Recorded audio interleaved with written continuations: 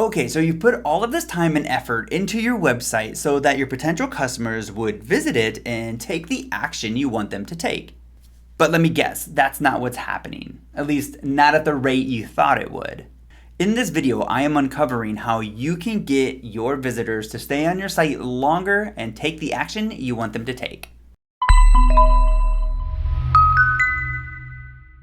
Hello and welcome back to another episode of the Liquid Digital Marketing Podcast. Today is episode 79 and we are talking about how you can get your customers to stay on your site longer and take the action you want them to take.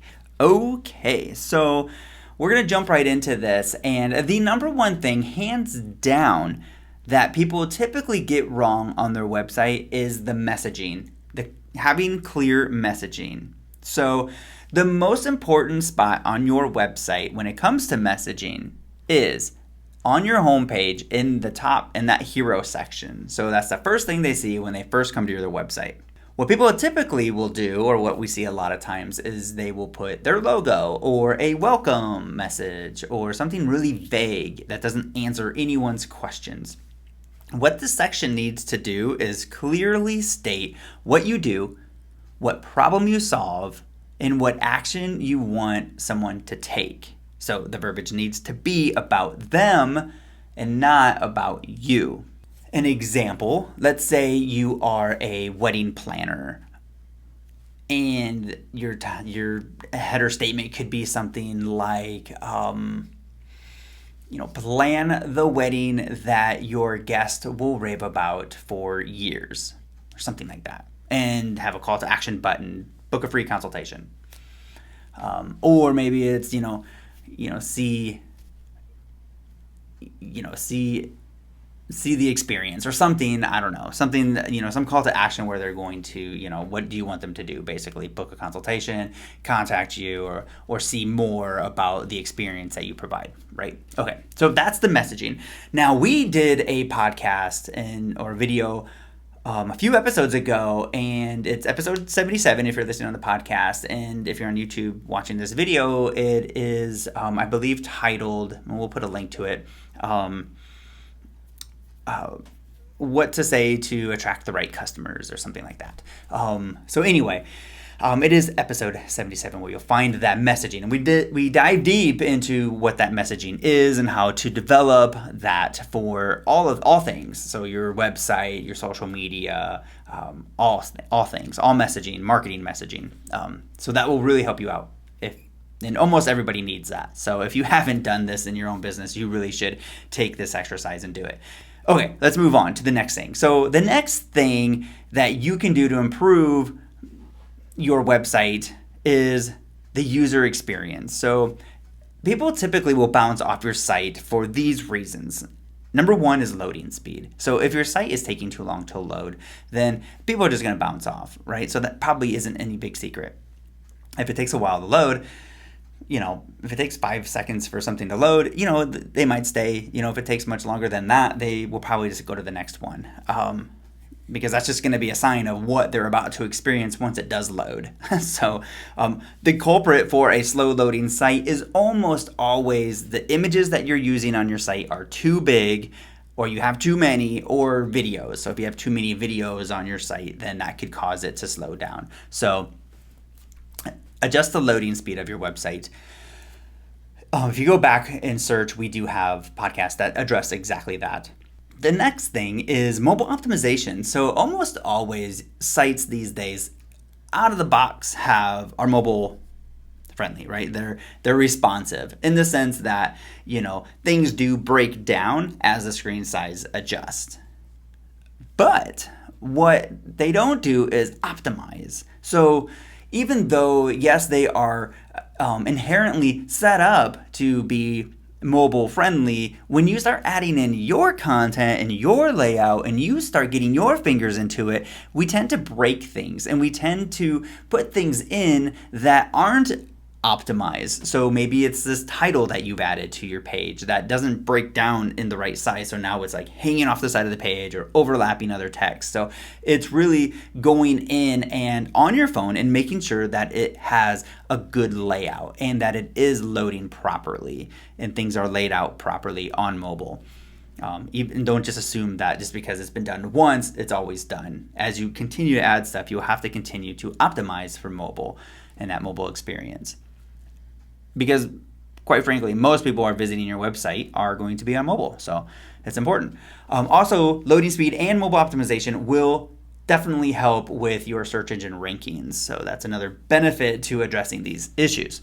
Okay, the other one is content layout. So this one is a little bit vague, but really it's the layout of your pages. It's the way the content is. So if you go to a page and it's just a wall of text, that's layout is not going to draw someone in. Most likely they're not going to just really invest time to read the paragraphs that you've written on your about page. However, if you break it up into sections and have nice titles where they can kind of skim the page and scan it and then dive into little areas that they want to learn more about, that is going to give a better user experience and keep people on your site longer. Okay, the next one is having call to actions. So basically, a lot of times it's just a lack of call to actions. So when we think about call to actions, we want to have them in the right spots. So we want to have them throughout our content, and we want to have enough of them, and we want them to be clear and concise and compelling. So yes, I want that free download. Yes, I want to increase my leads. Yes, I want to, the best wedding planned or whatever. That's probably a horrible example. But, you get my, book an appointment, stuff like that. More than just learn more, click here, submit. These are too vague. So make your call to actions, have some compelling verbiage in them or some descriptive verbiage that is going to compel them to take action. Okay, and the next thing is unorthodox design. So we actually just recently turned somebody away because they wanted some really weird kind of unorthodox design and just kind of really experiment with this new idea that personally we didn't think was going to work. And we quite frankly told them that. And we were like, we're not the ones for this job. We want to create websites that work and that we know that are going to work. That's what we've been doing for the last 14 years. We don't want to waste your money and our time in creating something that is just a fun hobby, an experiment. So anyway, unorthodox design. People go to a website with some expectation of things, right? Like a header's at the top, the navigation's at the top. There's going to be a contact page. There's going to be stuff in the footer if they can't find it in the main navigation. Right? You're going to scroll down the page, probably not to the left or to the right. The navigation, if it's not at the top, is usually found in a little hamburger menu with the 3 lines where you click on and it opens up, right? We expect these things.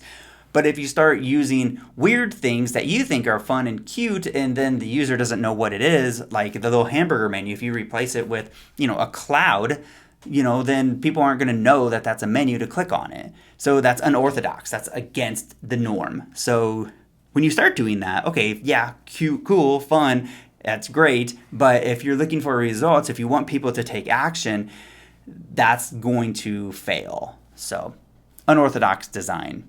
It's cool to be innovative, but to a point that is not going to turn off your customers or create a lack of leads, because that is the ultimate goal. So the next thing is just a tip of incorporate video and audio. So what this does is it keeps people on your site longer, your page. So if they play a video and they're engaged in the video, they're keeping it on, or they're keeping your web page up longer. This tells Google, yes, they're on your page longer, so it must be relevant. So that's just a signal. So also audio. So if you have a podcast or some audio that someone can listen to, but video mostly is what it is.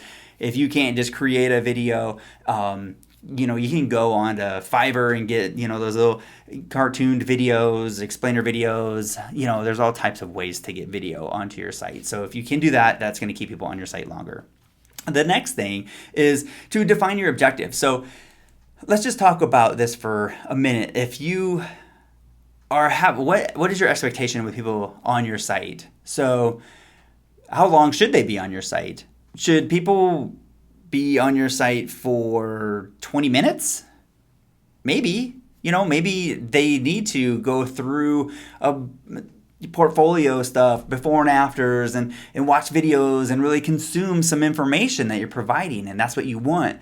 But maybe it's really clear on what you do, who you do it for, and what you offer, and what your call to action is a book an appointment. And if someone's on your site for 20 minutes, then that's too long. They are having a hard time either figuring out, or they gave up and went somewhere else. So, or if they're not on there for more than like a minute and not enough time to take action, that's not good either. So how long should they be on your site? Try to get an idea. So like if someone comes to your site, you probably want them on there for a couple minutes, right? So to consume some information, yes, okay, I want more, or is it more like 10 minutes where, okay, I need to consume some information, I'm going to watch this video, I'm going to, so you can kind of see how long do you want people, how long should people be on your site. So defining that can kind of help you when you start to look at the analytics of how long people are actually on your site and know what is the right answer.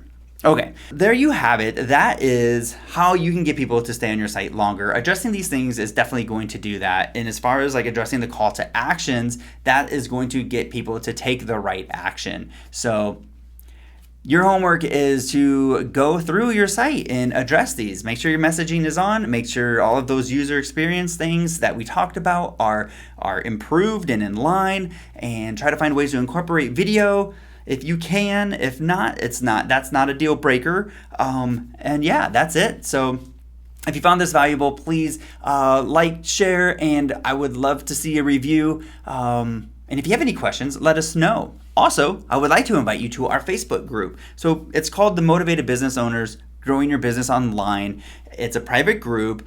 And basically, I go in there and I do lives. I dig deeper into these podcast episodes. I do additional trainings, and it's everything related to business growth, lead gen, marketing, web design, all of that stuff. It's full of motivated business owners just like you, and is a place for us to connect one-on-one outside of these podcasts. So I would love to see you there. It's free to join. So we'll see you in the next episode.